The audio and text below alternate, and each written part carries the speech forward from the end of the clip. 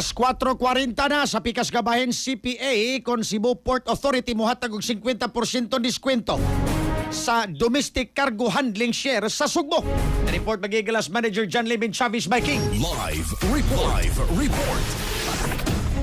Dakong uyon ang Cebu Port Authority kon CPA sa 50% discount sa pag-remit sa bahin sa domestic cargo handling aron makatabang sa pagpagaan sa epekto sa nagpadayong krisis sa gasolina ngadto sa mga service providers sa mga dungguanan sa Sugbo. Ang maong direktiba nga nasulod sa Memorandum Circular 05 Series of 2026 magamit ngadto sa tanang CPA accredited nga mga service providers sa domestic cargo handling. Ang polisiya giaprobahan pinaagi sa Board Resolution 1383-2026 ato sa ika-57 nga special board meeting sa Cebu Port Commission nga naglatid nga ang diskwento ipatuman sud sa 2 ka buwan dungan sa matag karon og unya nga pagrepaso og magsugod kini 15 ka adlaw human sa pag-publish niini sa mantalaan nga adunay kinatibuk-an nga sirkulasyon. Aron mas mulig-on ang immune system, pagtumar og Santhone Vitamin C, ang non-acidic nga vitamin C.